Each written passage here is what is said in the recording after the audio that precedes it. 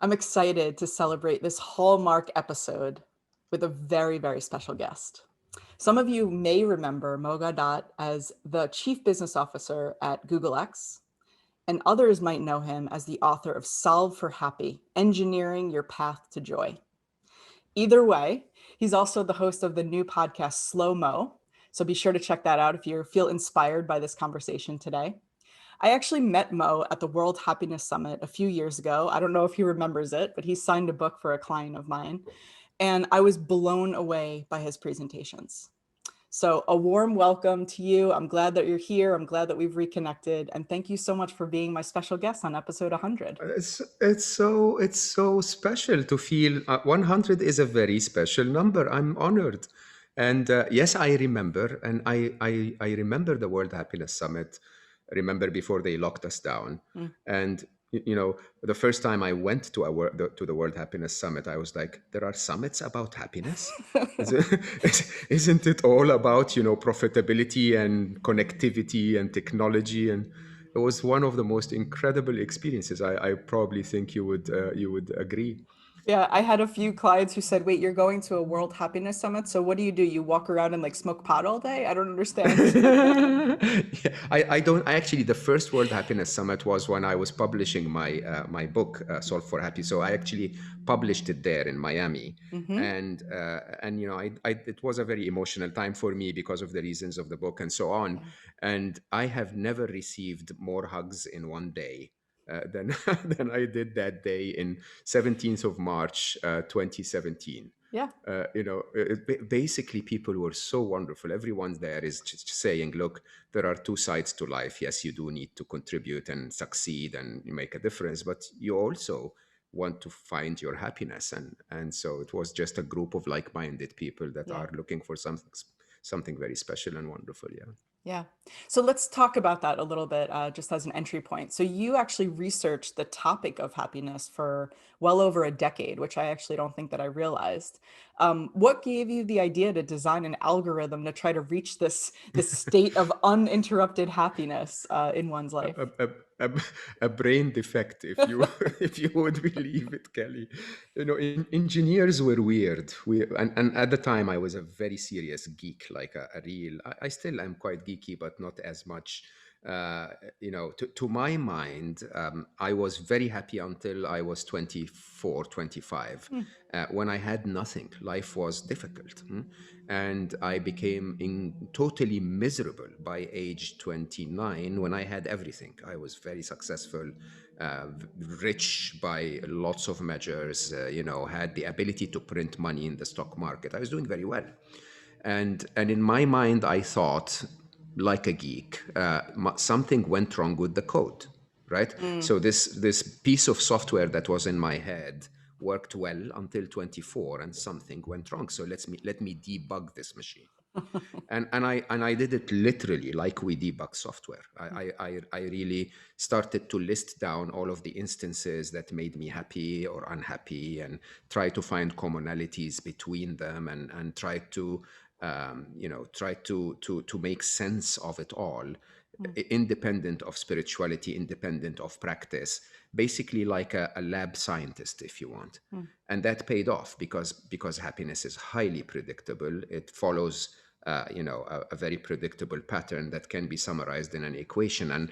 And to my brain, when I figured that out, the rest was engineering, if you want. The rest was just hard work, Right. but the discovery was there.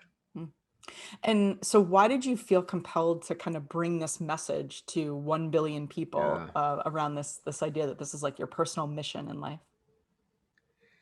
Yeah, uh, I don't wish that it was triggered because of the events that it was triggered by. I mean, 12 years into my research, I was probably close to world champion on happiness, right? Like, you couldn't dent my happiness. There wasn't much you could do, because it was very clear and logical in my mind. As a matter of fact, when in one of my future books, which is publishing in spring next year, I talk about something that is called the happiness flow chart. It can follow a flow chart, right?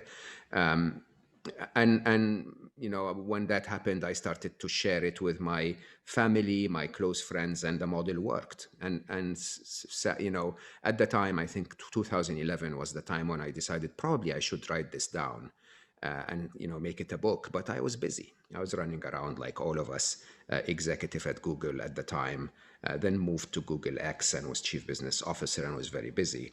And I think life nudged me, 2014, when life said, you really have to do this. And and basically sadly triggered me to go on that path by through the loss of my son.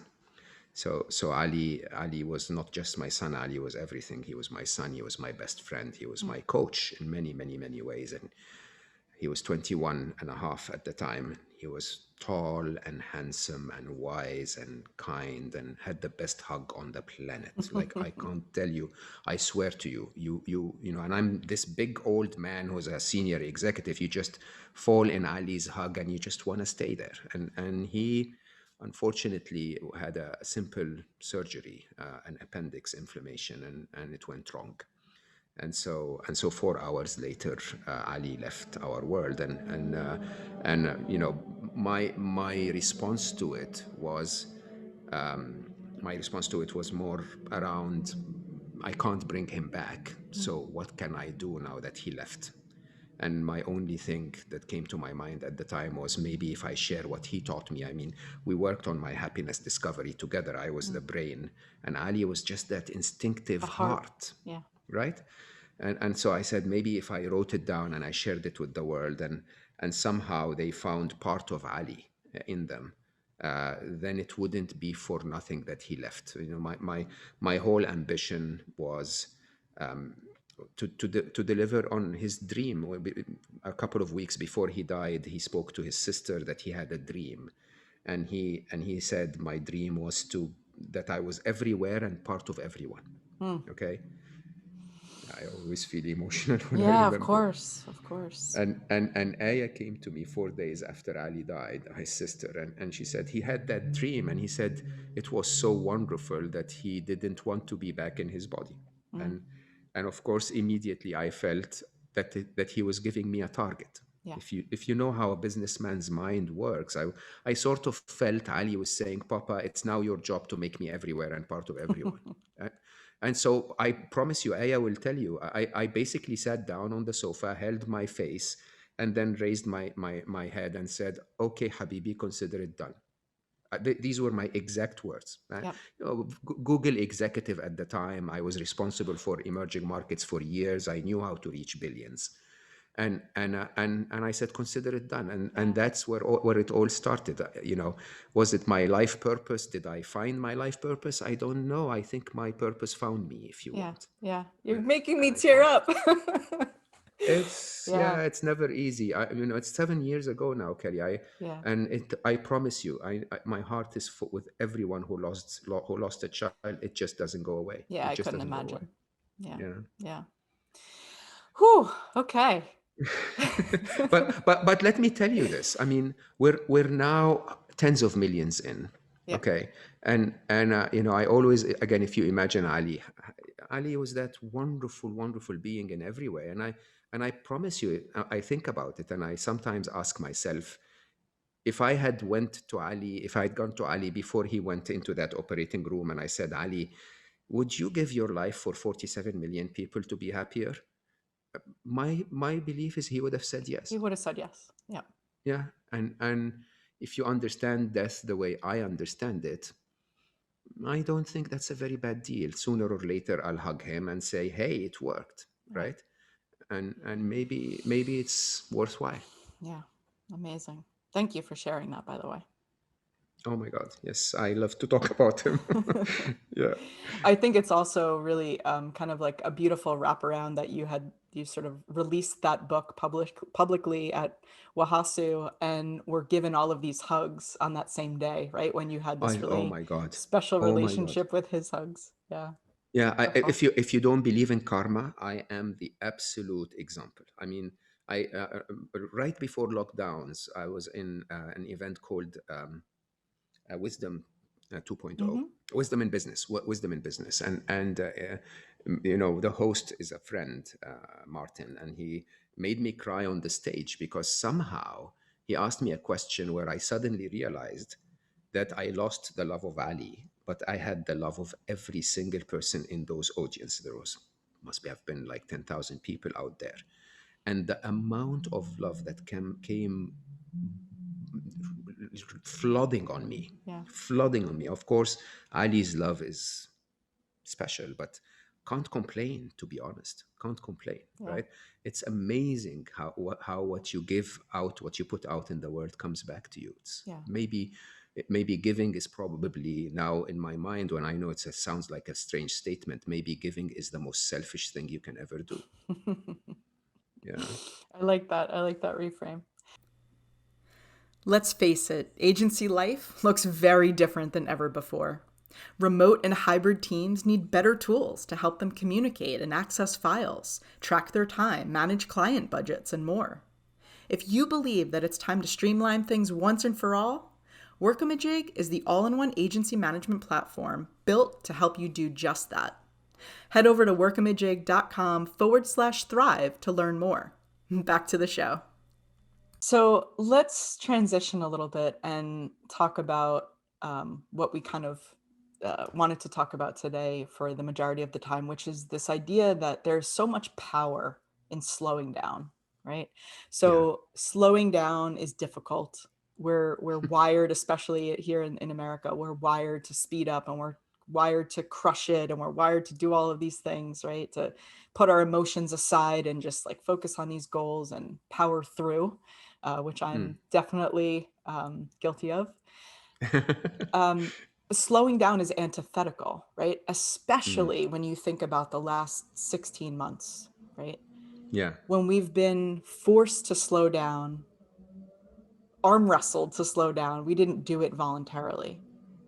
Yeah. So the natural inclination is to, as things open up again, the natural inclination is to speed up, right? But let's dive into the power of slowing down and actually what does it mean for your life and what does it mean for all aspects of the way that you want to live the rest of your life? Well, I think it's a myth. It's a myth that slowing down slows you down. The truth is almost the exact opposite.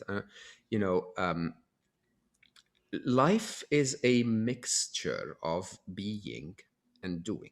Right. Okay, and if you look at how we've turned it into our modern societies, we're just about doing. We forgot about being. Now we've become so efficient at doing that we do what we put our heads to, and the problem is, without being, most of the time we do the wrong things, Mm-hmm.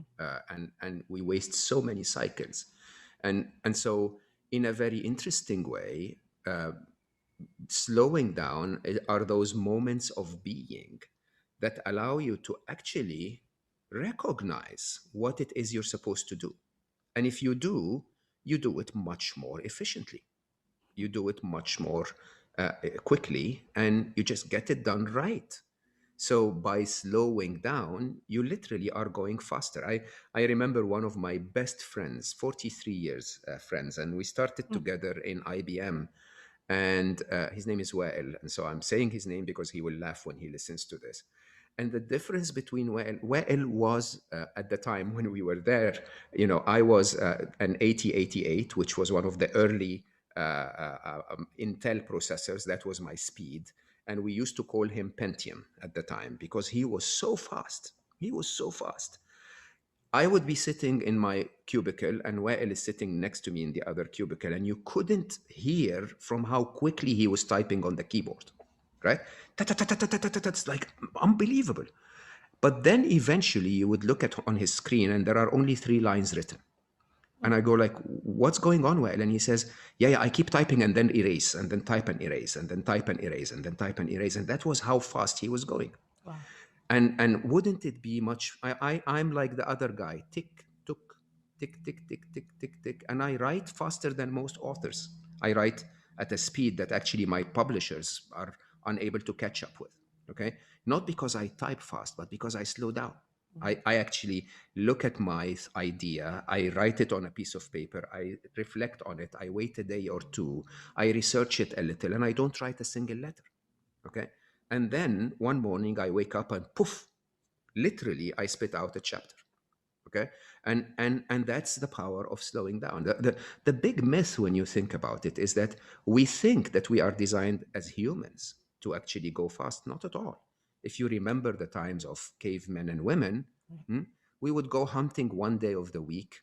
That would feed the tribe for the whole week, and then we would stay back in safety and reflection. As a matter of fact, our natural state, hmm, is a state of your parasympathetic nervous system is engaged. You're completely in your default mode network is completely relaxed, and you're really not thinking. You're just there to digest your food, reflect, rebuild your muscle, close your eyes and sleep. This actually is what humans are about. So I'm not saying we should be lazy, but we have to recognize that if you want to be productive, that one of the most productive ways of doing that is to actually slow down, Yeah. is to Well, actually just reflect. yeah, Yeah, I was just thinking like even if you're using like the caveman example, if you think about it, when we needed to run away from a lion or to run to hunt something, right? It was the sprint, and the sprint is yeah, very short. And like you're exactly. saying, it's once a week for a really finite amount of time. That's when we go fast. And Yeah, then everything else is the slowing down. But somehow we have inversed this entire thing where we're yeah, sprinting and sprinting and sprinting 7 days a week and yeah. or 6 days a week, and maybe potentially maybe slowing down a little bit on Sundays, right? And not really actually. And I think the trick is this. Huh? The trick is not because we're slower than the cavemen and women. Okay, we're actually quite a lot faster. It's Mm-hmm. because we fill our life with so much more. And so when we were chatting before, Kelly, I was telling you, I'm the CEO of a prominent startup, a very, very advanced tech startup. And I tell myself, of course, it doesn't happen every week, but I tell myself that I would run this business 4 hours a day, 4 to 5 days a week, Mm-hmm. right? And many weeks, that's all it takes. Not because I'm lazy and not because there isn't enough to do. There is a ton to do. Hmm? Mm-hmm. But we have to be very selective. For example, I do not subscribe to email updates. I do not subscribe. I don't follow many people on social media unless I find something very useful coming from them. There are many things that we can take out of our Mm-hmm. life to allow for that time to slow down. Last year, on my Instagram account, I had a series that was called Half Monk, and Half Monk was an attempt to say being and doing. Remember, being is to actually just be, not doing anything. Reflecting, connecting to your body, connecting to yourself, connecting to being around you, Mm-hmm. and maybe meditate, maybe just sit there and do nothing, whatever you want. Monks do that for a lifetime. I interviewed one of my favorite monks on the planet and a good friend, Matthew Ricard, on slow mo, and Matthew has 65,000 hours of lifetime meditation. Mm-hmm. That's how far Wow. he goes into being. Now, we, on the other hand, if you calculate your life, 60 years of life, of productive life, most of us will have 65,000 hours of doing, rushing from here to here to the right. And the difference between them is there must be something in the middle. And Half Right. Monk was the attempt to say, can I spend 50% of my life being and 50% of my life doing? I love Okay. that. and Mm-hmm. and believe it or not, yes, I one of my posts at the time was the 10 things you can do to find enough time to become a monk, right? And yes, you can remove swiping and typing, you can remove subscriptions, you can remove notifications, you can remove friends that are annoying you, you can remove obligations that you don't feel are an important part of your life. You can remove binge watching stuff on Netflix. There is so much time. I'm Okay, at the laughing. I'm laughing yeah, because it's and it's exactly where I'm at right now. I'm doing some of these things. to- Yeah, yeah. totally, it is. You know that show on Netflix that is called Tidying Up with Marie Kondo. It's Right. just this. She's this wonderful Japanese woman that talks to you about how you can tidy your home, and her idea is that we live in so much clutter. Okay, only very little of it gives you joy. Right. Hmm? And that's also true about your activities. Very little of what we engage in life gives you joy or makes you productive. Right. Okay, so can you sit down and deliberately tick them off one after the other? Yeah. And at the end of my podcast, at the end of every episode, I tell people openly, I say, I know you have a very busy agenda, but remember, there is always some time to slow down. Right. Okay. And that's the truth. If you choose slowing down as another activity for the day, you're bound to find 2-3 hours for it every day. Yeah, yeah. And so slowing down, like obviously there's so much power in that, and you've given some fantastic examples. I'll probably post in the show notes a link to the blog post that you mentioned. But all of this is not just to live monk-like, right? It's Mhm. so that we can sort of restore ourselves to a state of health where we don't feel so stressed out and so Yeah. burned out and so much overwhelm and just so much, right? Yeah. So can you talk Yeah. a little bit about that? Because I know you have a fourth book that you're working on Yeah. that talks a little bit more about that, and I'd love to go there. Yeah, so I'm I met actually on my podcast. She was a guest on my podcast, a wonderful stress management expert, a lady called Alice Law, and Alice and I just immediately said maybe we should write this book, and the book is hope. I mean, we think it's going to be called Stressed with a question mark, and my part of it is to understand the mechanics of it as an engineer, right? And stress is really not that complicated. You can easily understand it from physics. Huh? Stress is not the forces applied to you, it's the forces applied to you divided by the area that can carry it.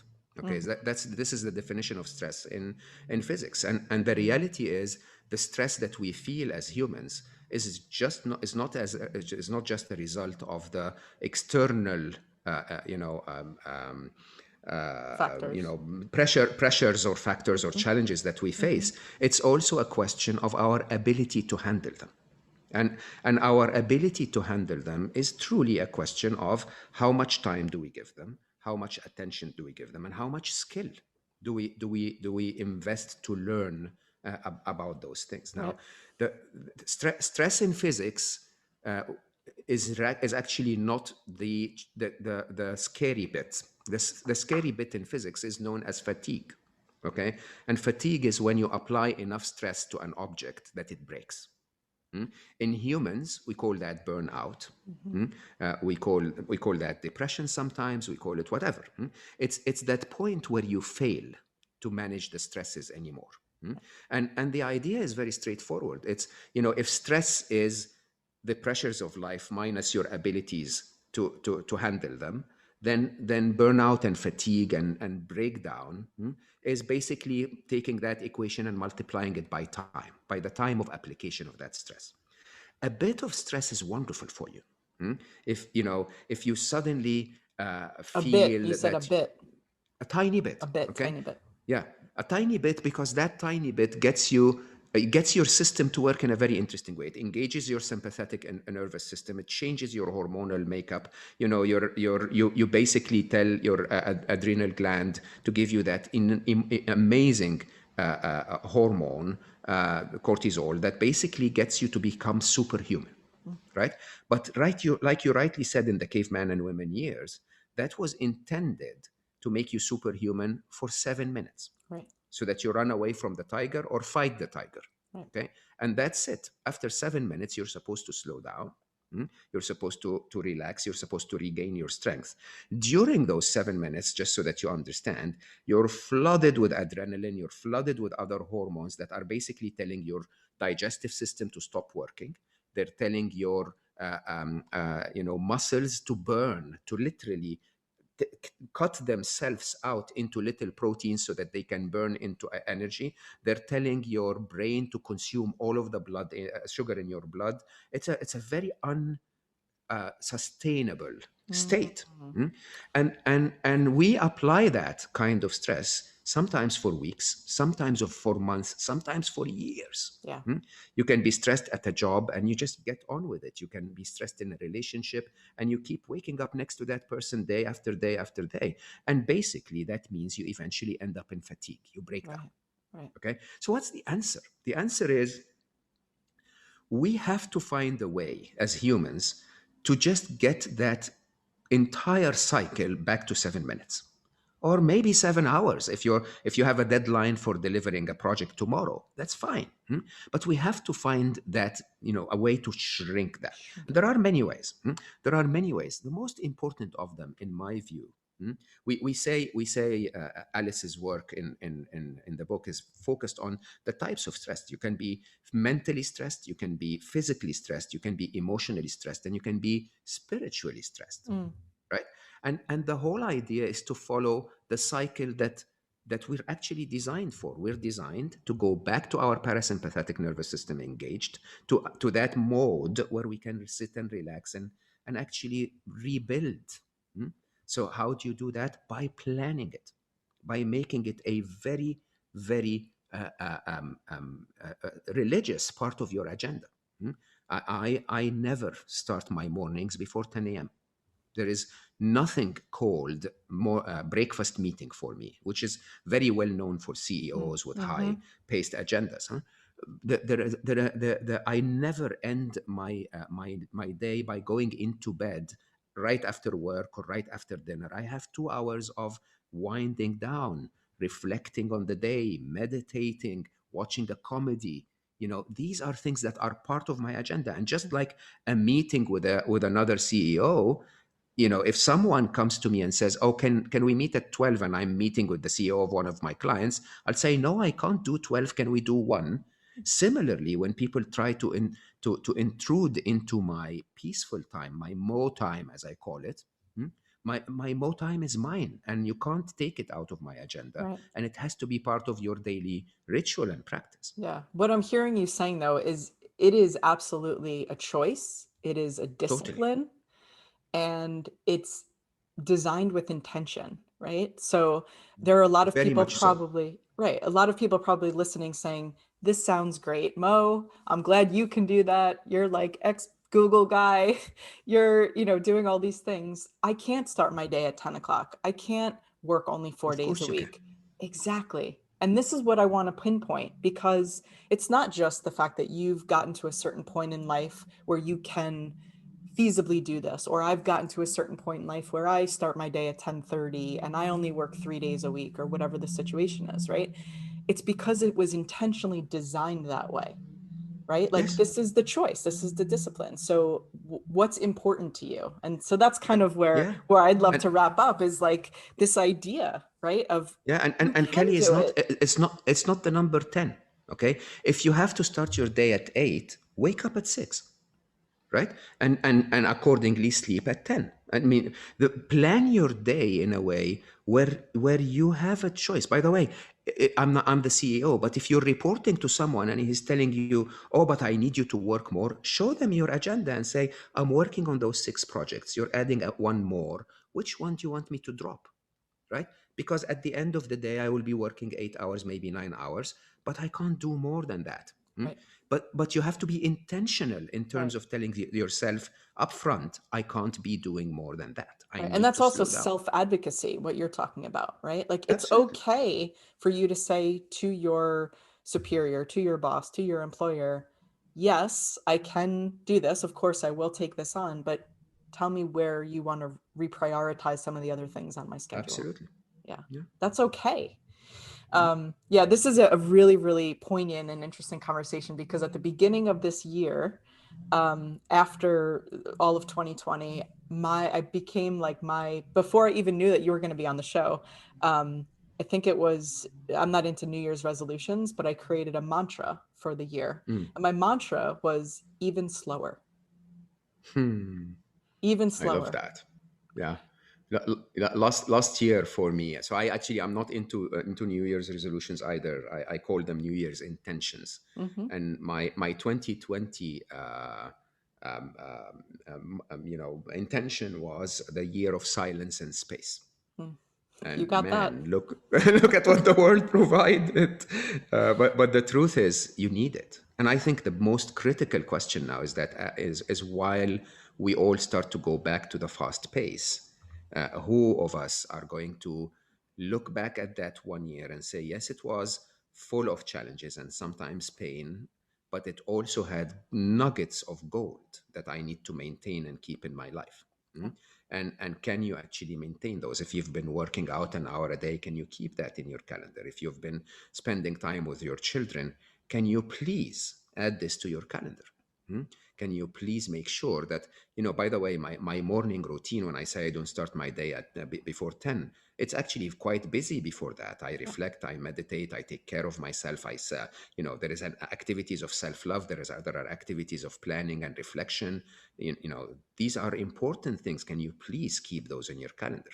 Can you please stop responding to every travel request, whether that's to go to another continent, okay, or to just drive across the city in a 2 hours commute for something you can do on Zoom? Right. Right. And when you harness all of that, when you harvest all of that time, it wouldn't be that difficult to slow down. Yeah. I think that's a great place to wrap up. Mo, thank you so much for joining me. I loved our conversation. And when one of your future books comes out again, I'd love to have you back on the show. Oh my God, that's an invitation formally, everyone. Did you hear her say that? I'd love to be back here, Kelly. Thank you so much for inviting me.